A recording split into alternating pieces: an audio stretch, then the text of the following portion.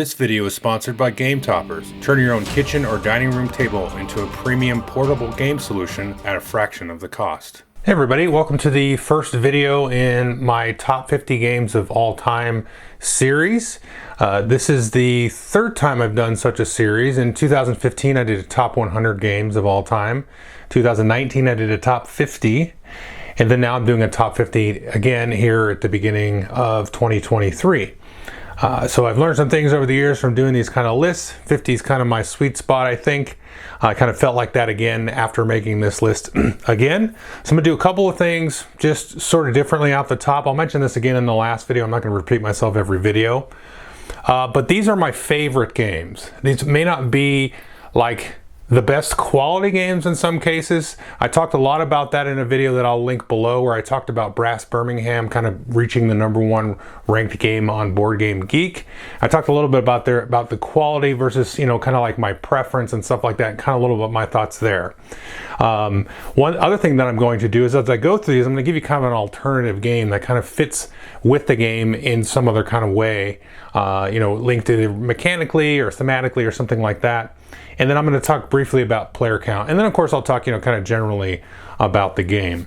So that's kind of how this is going to work. And then I'll have to save some other comments towards the last video because otherwise it'll kind of spoil the list. So let's just go ahead and jump into it. My number 50 game of all time is Seven Wonders Duel. Absolutely love this game, have all the expansions for it. I really like the first expansion.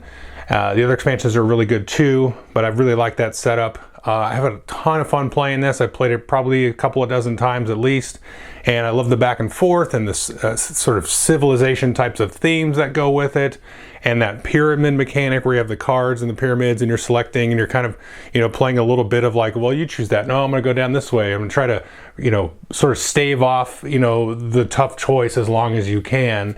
Is a really, really cool mechanic. And then it has all the fun scoring stuff of the original Seven Wonders game. It's just a fantastic two-player experience. One of my favorite two-player games of all time. Hence it's on this list. I highly recommend it. I actually prefer it to the original Seven Wonders. Funnily enough, I would just rather play this every single time.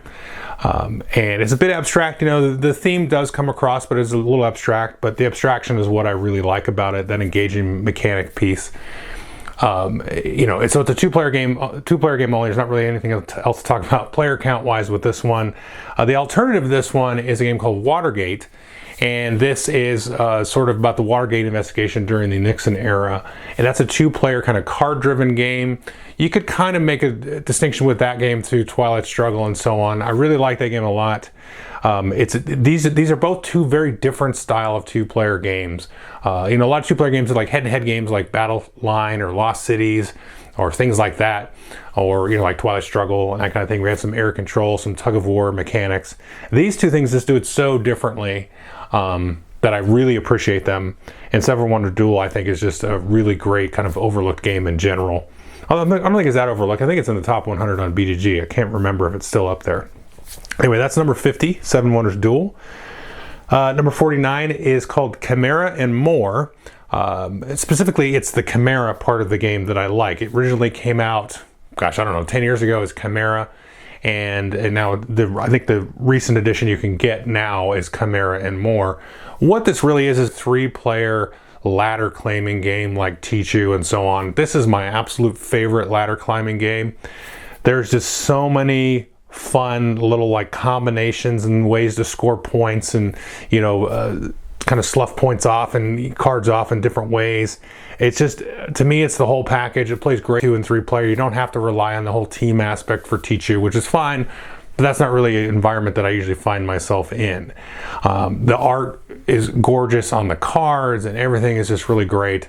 I know Ralph Emerson, the designer, he worked in this game for years, and it really, really shows because we just played the heck out of this game.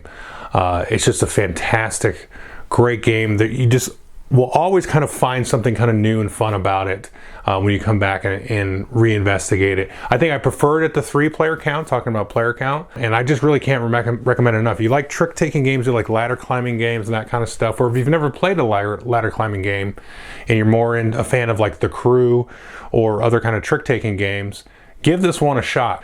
and it's just a lot of fun. There's just a lot to chew on for such a small little package. Now the alternative here is The Crew, a game that I have on my shelf. I've got both versions of it. Really enjoy The Crew. The Crew is kind of a co-op trick-taking game. And again, with the last entry, Seven Wonders Duel, this one, Chimera and More and The Crew are two really unique kind of styles of games in this sort of space, and I just really appreciate them.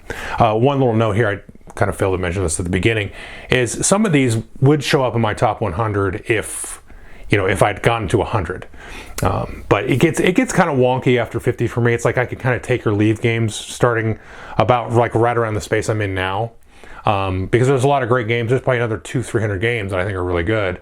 But I mean, who wants to hear somebody talk for like their top 300 games? So some of these that you're seeing show up, these would be in my top 100 for sure if I did them. Okay, so that's the number 49, Chimera and More. The next one is number 48, Marvel Champions, the card game. Now for my money, this is just the best LCG that I've played. I have everything for it. I play it constantly. It's been a couple of months since I played it. I haven't played any of the new X-Men stuff, which I've got, but I played everything up to that pretty much. I think I played all the heroes I've got. Really enjoy it. It's fun solo. I like playing it with friends. I even played it 4-player, and that was a lot of fun. The kind of table dynamic and the discussion, the strategizing that goes on there is really cool. I would say in terms of the player count side of this, you probably should play with the variant. I think it's an official variant. It's on Board Game Geek, where basically you deal one extra kind of encounter card on the villain phase if you're playing solo, just to kind of toughen it up a little bit, because the difficulty kind of scales with the player count. Although that's not always true. Like sometimes it just kind of depends on the makeup of the villain versus the hero and what that is. And that's part of what I really like about it, is just throwing it together different combos of heroes versus villains and stuff like that, and mixing and matching. And kind of the comic book feel of it is really neat, because you can throw up, I'm just making up stuff off the top of my head there, but you can throw like Silver Surfer versus Magneto instead of, Wolverine versus Magneto or whatever. So you can kind of push and pull on all that kind of stuff and set up these kind of situations which you would see in like the most fun versions of the comic books that you would read. These kind of cool, not like what if scenarios, but it's like, remember that one time the Punisher ran into Doctor Doom, which is not like, they don't normally, cross paths. And that's, to me, was one of the coolest parts of the game, is you can do that. And there's also little mini campaigns, which I've enjoyed, I think all of. I haven't done the new X-Men box, but the only one I didn't really like, I think, was the first one, the Red Skull one, if I recall correctly. The other ones that I played, the Thanos one, the Infinity one, gosh, I can't remember the names. The Wrecking Crew stuff was good. All the Goblin stuff was fun. That wasn't really a campaign, but you could play it as a campaign. I've really enjoyed like everything about this game. And so that's that one. A player count, I kind of talked a little bit about that. I kind of like it at all player counts. Now the alternative to this one would be the Versus System 2-player card game. It's the same kind of Marvel themed comic book card game, but this is a strictly 2-player head-to-head game. I've had a lot of fun with this over the years, even back in its original incarnation as the Versus System back in like 2004, 2003, 4, 5, in that time. Really good kind of idea. And for a lot of the same reasons I just talked about, with like the interchangeability of throwing up, different heroes or villains or whatever the character deck is that you're constructing against each other, and just kind of testing those little scenarios out. It's something that particular system gets to me, because Magic is fine, but it's such just a game to me. The theme immediately drops away when I'm playing Magic, and it's just like, I am just trying to win this game, and that's not really that fun when I'm playing a little card game with a deck. I want to get invested a little bit. And these two games especially kind of put me in that same space, and then I can, trigger my competitive edge, as I'm playing through that. So that's where these two games really kind of come in. So that's number 48, Marvel Champions, the card game. Number 47 is Court of the Medici, or Medici, however you want to say it. This is a very, very unknown little 2-player card game that is gussied up with some, Renaissance era, post-Renaissance Baroque era artwork of these kind of two families in these warring sort of like houses. And you play these cards, and they just have big numbers on them, and you build little stacks of cards and try to match your stack of cards, you add up all the numbers on it, to attack another stack and delete that one. And they have this inner and outer court type of thing going on. It's very, very abstract. It feels kind of like a Reiner Knizia game. And the games can go very quick. They can be a couple of minutes. They can go, up to like 10, 12 minutes or something like that. So it's a game that you're going to play a lot of back and forth. It's not a game that you really sit down and play once and be satisfied. You want to play it a few rounds because you kind of need to establish a meta with your partner that you're playing against. But there's just nothing like this game. It is just pure fun. I thought I hated it like the first couple times I played it. But I had a buddy of mine at work that we used to play it all the time. And he no longer works there, unfortunately. But we would just be like, if the game day at lunch was only the two of us, that was like our easy call, instant, we're going to bust that out. And it put us back in this kind of sort of headspace where we were back in this kind of little world that we had sort of constructed with this sort of weird, I don't know, medieval sort of court jester type of vibe with this really abstract number game.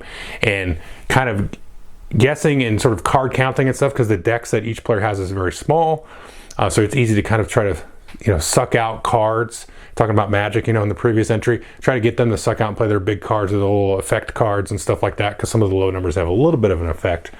But I really can't recommend it enough. It's probably hard to find, but if you do find it, it's going to be like dollar store, bargain bin, and it's just great. It's just fantastic. I love it. Now, the alternative to this game is a game called Linko. It's kind of separate from this, but it's similar in the way that you're playing these kind of number sets and sort of, grabbing and getting these different cards and building up these different little stacks and stuff like that, and trying to trigger these little like events based on the numbers that you're playing out. Now, this is a better game with probably 3 or 4 players. I think you can play it 2-player. I'm sure you can. But Linko is a kind of a similar idea. It's being very tenuous there, but of this sort of meta game of like timing and stuff like that with the numbers and all that. But it's better for multiple players. Where Court of Medici is strictly 2-player, Linko is better multiplayer. So I highly recommend that. And these are simple enough games, though, that you could play with family members, whatever, people that aren't really into games. Because the rules are so dead simple that you can get into them. There's a ton of like depth there that's more than meets the eye with both of the games. But like I said, Court of the Medici is just like, it's just a very, very special game to me. So that's number 47. Now number 46 is Imperial Settlers Empires of the North. And this is kind of like the third iteration of card games that come out from Portal Games. There was 51st State, and then Imperial Settlers, and then Imperial Settlers Empires of the North.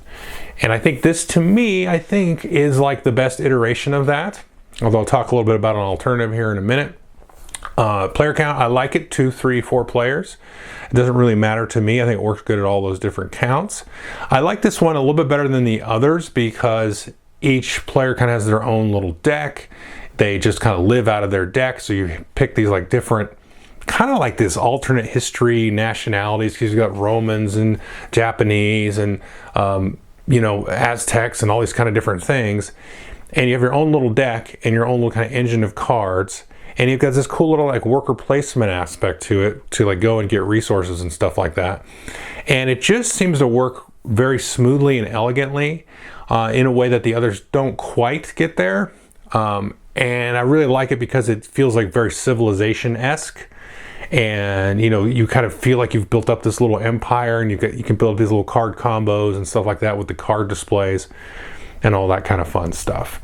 So to me, this one just works the best. It's just the perfect sort of summation of this kind of evolution of this design.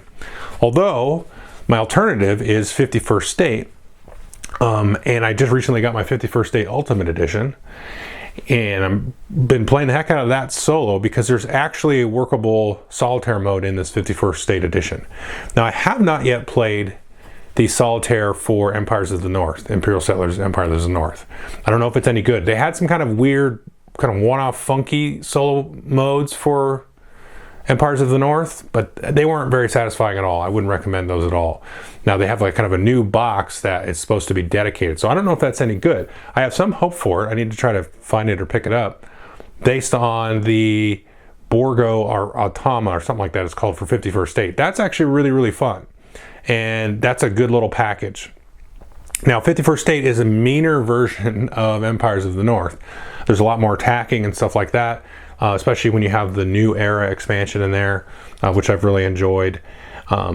And so we'll see. Maybe this, if I play through more of my 51st State, I might overtake Empires of the North. I'm not really sure.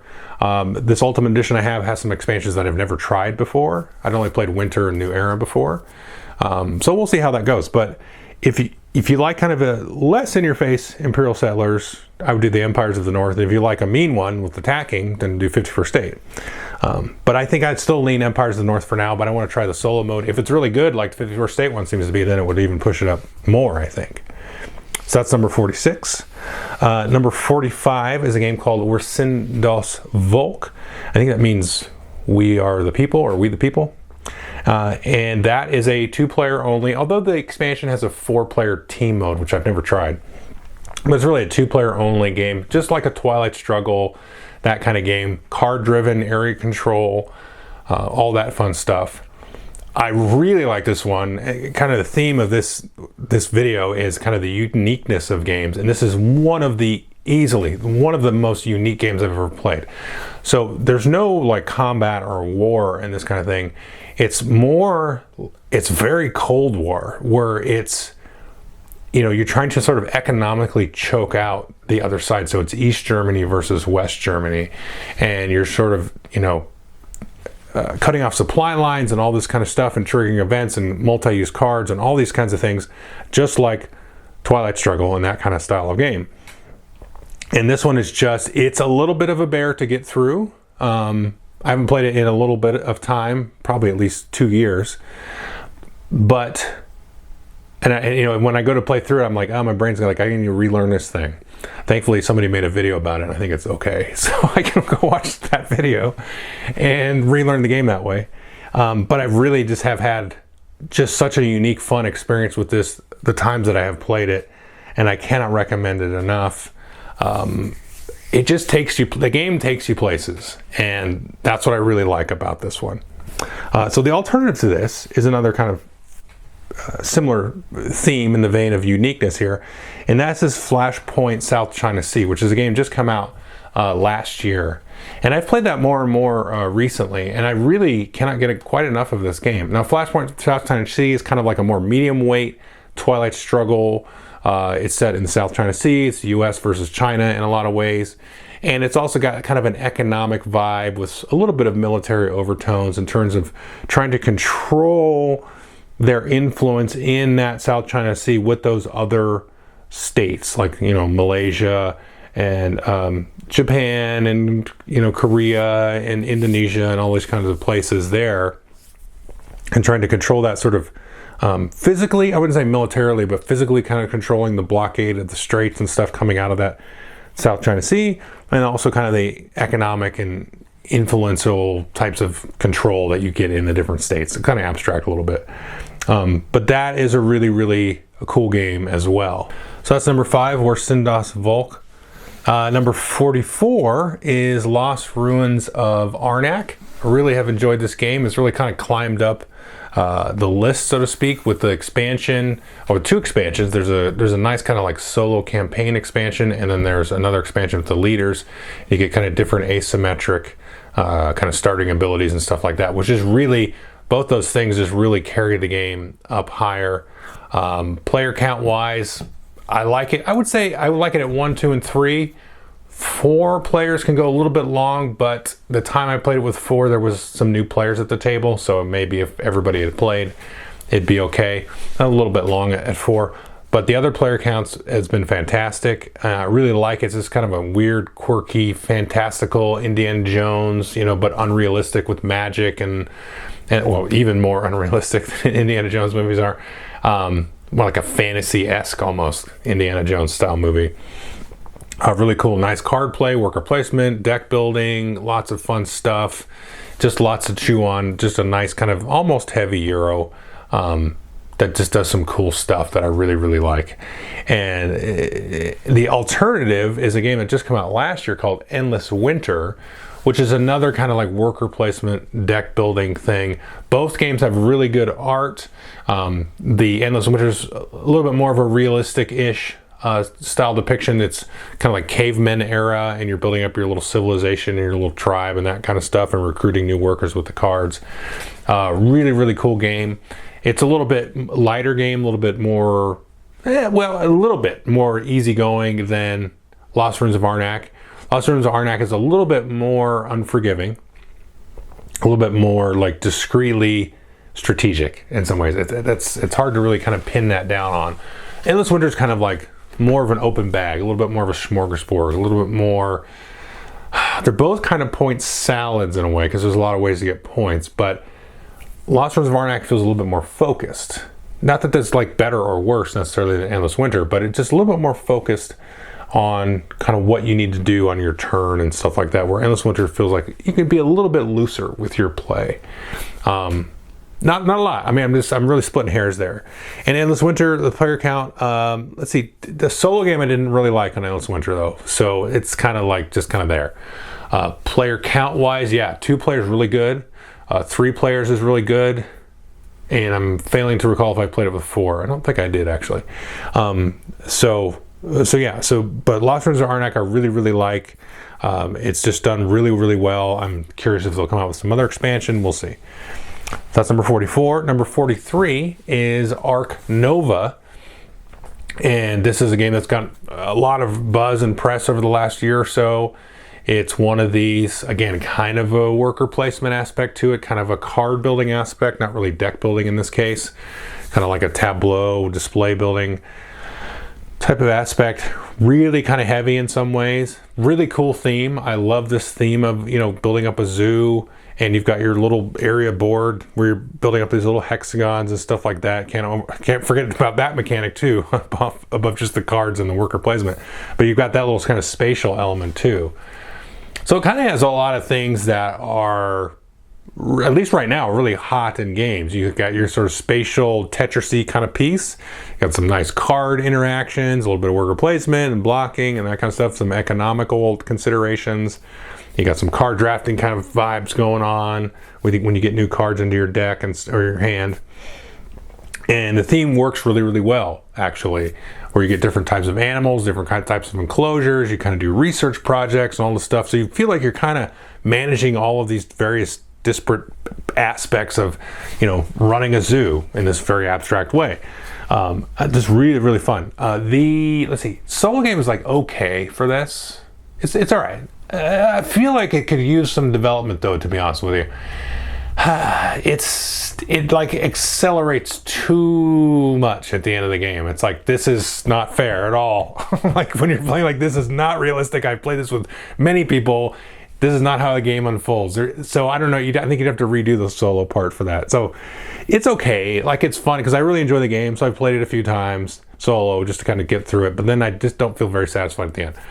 Now, 2, 3, 4 players. Again, probably 2 and 3 is the sweet spot, I think. But again, if everybody was experienced, the 4-player would be pretty good. The other alternative to this, there's many alternatives to this that it gets compared to, Terraforming Mars being the one. My other favorite in this would be Underwater Cities. This is actually past Underwater Cities. I think when I did the review, I must have said Underwater Cities was kind of like ahead of it, but I think this is past it for me. Just because it's not as abstract as Underwater Cities. Now, I liked mechanically Underwater Cities more than Terraforming Mars, but Terraforming Mars, to be fair, was a little bit more thematic. Underwater Cities is just, I mean, it's kind of thematic, right? But it's not as thematic as Terraforming Mars, although I prefer to play Underwater Cities over Terraforming Mars. But this kind of hits the sweet spot. I like the theme here with Ark Nova. I like the mechanics. I like the spatial element, which, Underwater Cities has as well. I like all that kind of fun stuff. But I would recommend Underwater Cities. Now, I do like the solo mode of Underwater Cities much better with the expansion. Once you get that expansion, that solo mode really kind of takes off a life of its own. And I would recommend Underwater Cities with the expansion over the base game. although not by much. I don't think it's a need right away. If you want to get Underwater Cities and try it, get the base game. You can live with that for probably a year or so, and then go to try to pick up the expansion later. It doesn't add too much, just adds some more variety to the cards and stuff.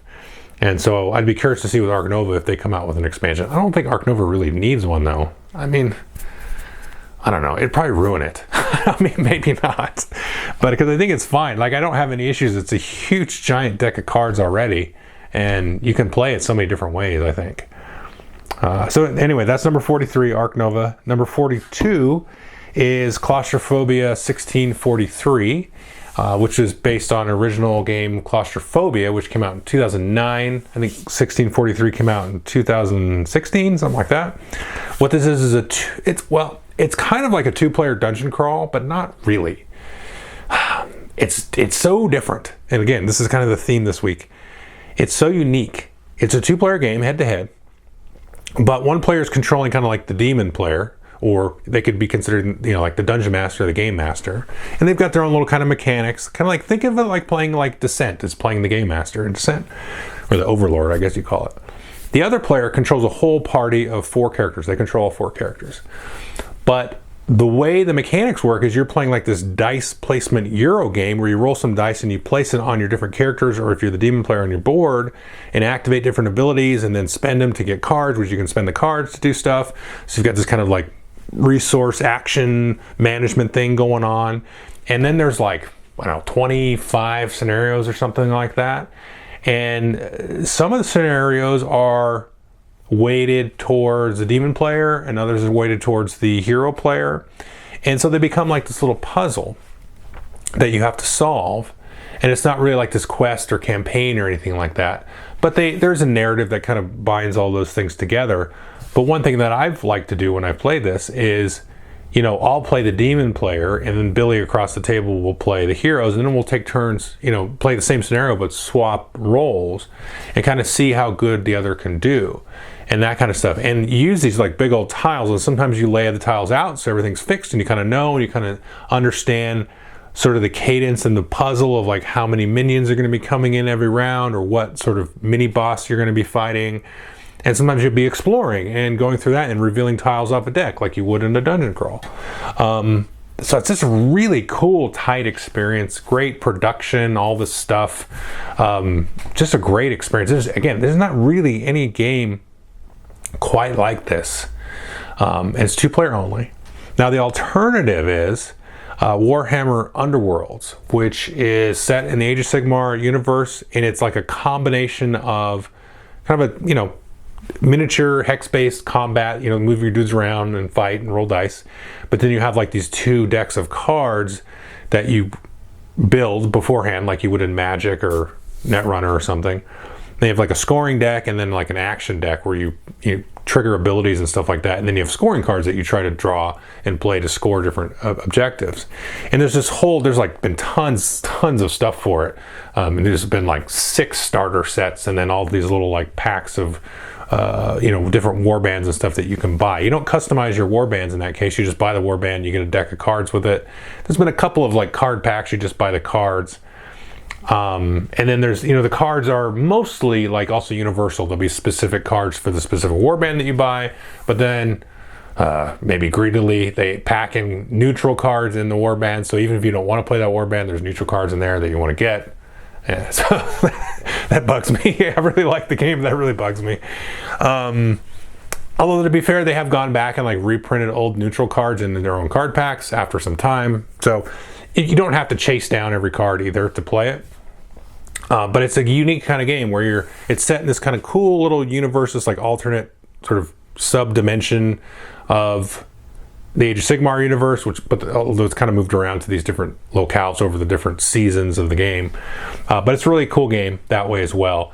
And it has this similar kind of puzzly vibe to it, to Claustrophobia 1643, which, to be fair, I don't think you can really find. It's very hard to find this game, 1643. You can find it on the aftermarket. They might do another Kickstarter or something like that to bring it out, but they've been pretty like limited with it.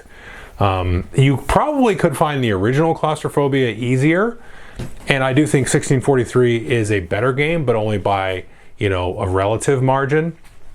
The original is still really cool, and you could probably, I think, I could be wrong, but you might be able to find that on the aftermarket a lot easier. And the cool thing about the original is the miniatures were actually pre-painted in the original Claustrophobia. So if you're not into painting and you don't like playing with gray plastic, you can find those and use it, and you'll have a fun. I think you'll have a great time. The Demon Player is probably pretty improved, I think, in the 1643 one, but it's still really cool in the original. So anyway, that's number 42. The last one for today is number 41. And number 41 is the Gallerist. And this is a Vital Lacerda game. Not my favorite Vital Lacerda game. You may see one coming up next video. But this is a close second of my favorite Vital Lacerda games. I really love the theme of this one. It really comes through. It's a different, unique theme. Where you're kind of managing your gallery, trying to find new artists, up and coming artists you're trying to kind of invest in. And then you kind of have like your different showings and all that kind of stuff. And you're building up this sort of well-rounded, robust, presentation of artists. And then you have some dealings with the kind of the international market and all that kind of fun stuff too. Just a really, really, really cool game. I think this is the first Ian O'Toole art on a Vital Lacerda game. I could be wrong about that. But this one, I would say, we'll have one in the next video, spoiler. But I think this one, artistically, graphic design-wise, is my favorite, just because there is just a lot going on this game that is just very easy to kind of grok, relatively, for this style of game. And it just really, really pulls you in. Really, really great. I don't even know. I think this one has a solo mode, but I've never tried it as far as I remember. Player count wise, I frankly would play this 2, 3, or 4 player. It's going to take a little longer 4, but if you've got some people sitting down, like there's enough going on in your turn in a 4-player game where it's like, okay, I did my turn. Take your time, guys. I'm going to be a minute anyway. I don't need the turn coming right back to me because I need to figure out what the heck I'm going to do. So if it takes a little extra time, that's okay. I mean, as long as you have enough time to finish the game, we're all good, because I need as much time as I can to figure out my next turn. So that's okay with the Gallerist. Yeah, it's a great game. Then the alternative would be another Lacerda game, and that would be Vinhos. Vinhos would probably be my third favorite Vital Lacerda game. I think this was his first game, and this is kind of like wine selling and making and that kind of stuff, which was kind of a popular theme about 10 years ago. And it's a really cool game. I mean, it's just inching up there. This is one I mentioned earlier in the video. If I did a top 100, this would slip its way up in there. And yeah, so it's just one of those tight economic games. I would get the second edition. You could probably find the first edition relatively cheap. Second edition is better.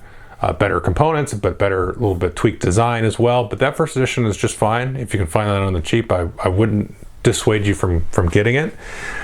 Tight game, a 2, 3, and 4 player. Again, I would play that one at any player count.